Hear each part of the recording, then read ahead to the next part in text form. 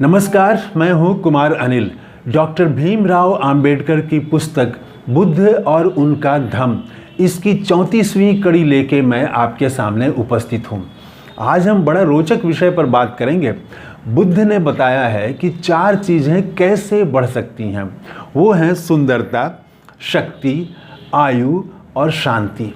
ये उन्होंने बताया कि आदमी को अगर सुंदर दिखना है तो भीतर से बाहर से, और उसमें उसको शक्ति भी चाहिए, लंबी आयु चाहिए, लंबी उम्र चाहिए और शांति चाहिए। तो इसका उपाय उन्होंने बता दिया है, और इसका उपाय आज हर लोग खोजने में बड़ा परेशान है लोग। तो वो बुद्ध की बातों को अगर सुने और गुने और उसके अनुसार चलें तो ये सुंदर भी होंगे, स्वस्थ भी होंगे, आयु भी बढ़ेगी और वो बने खुशी भी, शांति भी, सब चीज़ें मिलेंगी। तो इससे पहले जस्ट मैं याद दिला दूं कि पिछली कड़ी में क्या हम लोगों ने बात की थी। हम लोगों ने वो बात की थी कि राजगीर के बगल में एक गांव था, वहाँ ब्राह्मण रहते थे, और वो ब्राह्मण ऐसे ब्राह्मण थे जो पूजा पाठ कराते नहीं थे, खुद करते थे, दान लेते नहीं थे बल्कि दान देते थे वो, और वो कृषि कार्य करते थे, पशुपालन करते थे, लेकिन वो थे ब्राह्मण। तो मैंने उसमें ये एक सवाल भी उठाया है कि क्या वो आज के जो भूमिहार हैं इनके पूर्वजों में से एक थे। तो पिछली कड़ी में हम लोगों ने ये बात की। आज हम बात कर रहे हैं कि बुद्ध जो है वो तो हमेशा चलते रहते थे, विहार करते रहते थे, कुछ दिन एक जगह ठहरे फिर निकल गए।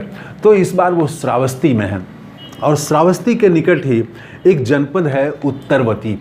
तो उत्तरवती में 4 ब्राह्मण रहते थे, 5 ब्राह्मण रहते थे, और ये 5 ब्राह्मण जो हैं वो उन लोगों ने सोचा कि हमको परलोक के लिए अच्छा हो, हमारा पुण्य मिले। तो इसके लिए उन्होंने किसी ऋषि से मिलना तय किया, और उन्हें मालूम हुआ कि गंगा के किनारे, दूर गंगा के किनारे कोई ऋषि हैं जो हमें कोई कपड़ा नहीं पहने हुए हैं, एकदम नंग धड़ंग हैं, और उन्होंने शरीर में मिट्टी का लेप लगाया हुआ है, और उनकी बहुत बड़ी बड़ी जटाएं हैं।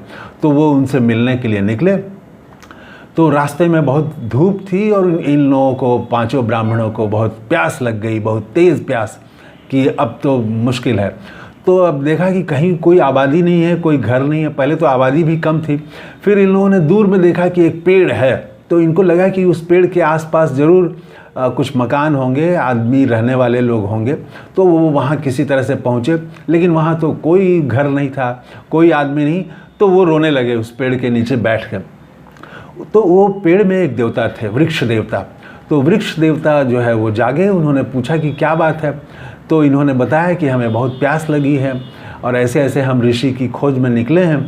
तो उन्होंने पहले तो खाने पीने का सब सामान दिया वृक्ष देवता ने, और उसके बाद उन्होंने कही एक बात कही कि ये जो यज्ञ है और ये जो आप हवन करते हैं, अनुष्ठान करते हैं, तो वो जो कर रहे हैं, जिससे मिलने आप जा रहे हैं, वो तरह तरह का अनुष्ठान कर रहे हैं। तो अनुष्ठान जो है वो जीवन में दुखों का बोझ बढ़ाता है, ये तनाव आपका बढ़ाता है, इससे परलोक नहीं सुधरेगा। वो परलोक अगर सुधारना है तो आपको, परलोक की बात छोड़ दीजिए, वर्तमान अगर सुधारना है, वर्तमान का जो दुख है, इससे अगर आपको मुक्ति पानी है तो आप बुद्ध के मार्ग पर चलें। और वो कुछ बातें, बुद्ध की बातें बताते हैं। तो ये पूछते हैं कि आपको ये सब कैसे मालूम है, पूर्व जन्म में आप क्या थे। तो वृक्ष देवता अपनी कहानी बताते हैं कि वो बुद्ध के का उपदेश सुनने गए थे एक बार, और वहाँ पर वो रात भर बुद्ध के ही आश्रम में रहे, उपदेश सुने, वहीं रहे। सुबह जब वो घर लौटे तो उनकी पत्नी बहुत क्रोधित हुई, कहाँ थे रात भर। तो इन्होंने बताया कि मैं किसी गलत काम में नहीं था, मैं तो वहाँ पर बुद्ध का उपदेश सुन रहा था। तो इनकी पत्नी और क्रोधित हो गई, और बुद्ध पर तरह तरह के आक्षेप लगाने लगी कि वह धोखेबाज है, वह तो पागल धर्म का प्रचार कर रहा है, बोलने लगी बहुत सारी बातें। वहाँ पर ये बहुत विरोध नहीं कर पाए। उसके बाद जब मृत्यु हुई तो ये वृक्ष देवता के रूप में, वृक्ष के रूप में ये आ गए। इन्होंने कहा कि मेरी जो कायरता थी, मैंने विरोध नहीं किया, उस कायरता के कारण ही मैं चल फिर नहीं सकता, एक जगह से दूसरी जगह जा नहीं सकता मैं। तो ये बातें हुई। तो वो उसने कहा कि बुद्ध का मार्ग आप लोग अपनाइए, अगर शांति चाहते हैं, खुशहाली चाहते हैं तो वो उनको मालूम होता है कि बुद्ध श्रावस्ती में है, तो वो अब वो जो नंग धड़ंग ऋषि जटा वाले थे उनको छोड़ के अब ये बुद्ध की तरफ चल देते हैं। तो बुद्ध के यहाँ जाते हैं और बुद्ध से मिलते हैं, अपना उद्देश्य बताते हैं। तो बुद्ध सिर्फ 2-3 बातें जिक्र है इसमें, और भी बातें हुई होंगी लेकिन जिक्र में 2-3 बातें ही आती हैं, उसी से बात इनको समझ में आ जाती है। ये जो 5 ब्राह्मण हैं, तो ये जो उत्तरवती के, तो इन्होंने, बुद्ध ने कहा कि आप जटा रखें, आप कपड़ा पहने या नंग धड़ंग हो जाएं आप, और आप बड़ी बड़ी वो या पत्ते से शरीर को ढक लें, आप मिट्टी का लेप लगा लें, या आप पत्थर पर सो जाएं, गरम पत्थर हो, गर्मी का दिन हो और धूप में जो है आप सो जाएं पत्थर पर। इससे तृष्णा खत्म नहीं होती, और ये एकदम सत्य बात है, आप प्रयोग करके देख लीजिए। बड़े बड़े जो पूजा में बैठे हुए लोगों में भी आप देखेंगे कि वो किसी पर गुस्सा हो रहे हैं, किसी पर खुश हो रहे हैं, वो और उनकी आकांक्षा है, पूजा भी किसी आकांक्षा से ही कर रहे हैं कि हमको ये प्राप्ति हो जाए या ये मिल जाए हमको। तो वो तृष्णा खत्म नहीं होती। आप कहीं भी रहें, आप जंगल में भी चले जाएं, लेकिन संसार से मुक्त नहीं हो सकते आप। वो संसार जो है, वो संसार मतलब तृष्णा, वो पीछा करती रहती है, मन में विचार उमड़ते घुमड़ते रहते हैं। तो इन्होंने तो एक बात ये कही कि ये तृष्णा का इससे समाप्ति नहीं होती है। दूसरी बात उन्होंने कही कि तब जो है, तब कैसे शांति कैसे मिलेगी, कैसे मन को शांति मिलेगी। तो इन्होंने कहा, एक बात इन्होंने कही कि अगर कोई दूसरे को दुख नहीं पहुंचाए और किसी की हत्या नहीं करे, यज्ञ में अग्नि में किसी की हत्या नहीं करे, किसी को दुख नहीं पहुंचाए, और किसी को हरा करके, पराजित करके, किसी को पछाड़ करके आगे बढ़ने की भावना अगर न रहे, और वो दूसरों की मदद करे, सबके लिए, पूरे संसार के लिए वो उसके मन में मैत्री भाव आ जाए, तो उसके चेहरे पर जो खुशी होगी, उसको जो आनंद मिलेगा, वो जो उसके भीतर जो एक वो आह्लाद उसके भीतर आएगा, उसका 1/4 हिस्सा भी वो उन लोगों को नहीं मिल सकता जो कि वो यज्ञ कर रहे हैं, अनुष्ठान कर रहे हैं और वहाँ आहुति दे रहे हैं। तो 1/4 हिस्सा भी उसका नहीं मिल सकता है। तो असली अगर शांति चाहिए और ये सब चीज़ें चाहिए, खुशहाली चाहिए, तो आपको ये मार्ग पर चलना पड़ेगा। फिर बुद्ध ने कहा कि जो अच्छा आचरण करे, विचार से भी और व्यवहार से भी, सिर्फ व्यवहार से नहीं, विचार में भी वो अच्छे उसका आ जाए, अच्छा विचार आ जाए, वो अच्छे विचारों से ही वो घिर जाए, वो उमड़ते घुमड़ते रहें अच्छे विचार कि हम कैसे अच्छा काम करें, दूसरे के लिए अच्छा सोचें आप, और दूसरों को बराबर का सम्मान दें आप। जैसा सम्मान आप अपने लिए चाहते हैं वैसा ही सम्मान आप दूसरे को दें। दूसरी बात, तीसरी बात उन्होंने कही कि जो वृद्धों का आदर करे, जो बुजुर्ग हैं उनका आदर करे। अगर ये 3-4 कार्य कोई करे तो 4 चीज़ें उसके पास कभी नहीं घटेंगी, और वो 4 चीज़ें वही हैं जो मैंने शुरू में कहा, सुंदरता, शक्ति, आयु और शांति।